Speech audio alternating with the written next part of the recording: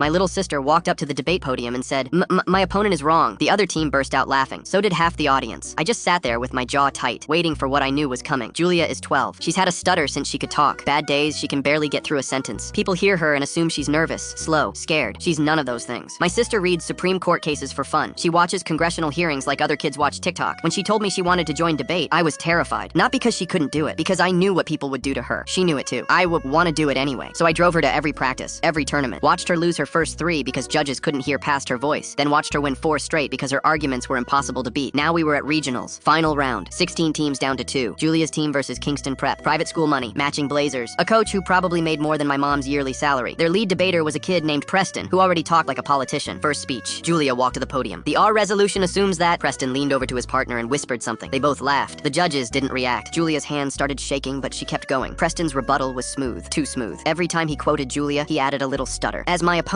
stated, his team cracked up. Parents in the audience laughed too. The judges just wrote notes. Second round, Julia's turn. The economic data clearly shows Preston fake coughed. Spit it out. Half the room laughed. Julia's voice got quieter, but she finished. Her evidence was airtight. Her logic was perfect. Nobody cared. They weren't listening to what she said, just how she said it. Final rebuttal. Preston went first. 4 minutes of polished insults dressed up as arguments. Then Julia. She walked to the podium, and before she could say a single word, Preston muttered, "This should be good." The audience erupted. Julia froze. Her notes were shaking in her hands. She opened her mouth and nothing came out. 5 seconds. 10 seconds. The head judge looked at her watch. Preston's coach was smirking. I watched my sister standing there, tears building in her eyes, and something in me snapped. I was out of my seat before I knew what I was doing. The head judge saw me coming. "Sir, audience members are not permitted. She has a speech impediment. She's had it her whole life. It doesn't make her stupid. It doesn't mean she can't debate. It means she talks different." I turned to Preston. "You've spent 20 minutes mocking a 12-year-old's disability, fake stuttering in your rebuttals, telling her to spit it out in a room full of adults." I looked at the judges, and you watched. You wrote your little notes. You did nothing. Nobody said a word. I walked to Julia. She had tears running down her face. I knelt so I was at her level. "You know you're smarter than him. You've practiced this 100 times. Forget them. Just say what you know." She wiped her eyes, nodded, walked back to the podium, took one breath, and did something I'd never seen her do. She stopped trying to hide it. "Yes, I have a stutter, and I'm still going to win this debate." Then she destroyed him, point by point. She cited 3 cases he'd never heard of, exposed 2 factual errors in his evidence, called out a statistic he'd completely made up. She stuttered through every single word, and she didn't apologize once. When she finished, the room was dead silent. Preston wouldn't look up from the table. The judges deliberated for 90 seconds. Julia's team won, unanimously. She put the trophy on her dresser. When Mom asked if she wanted to say something at dinner, she smiled and said, "I think I've said enough today."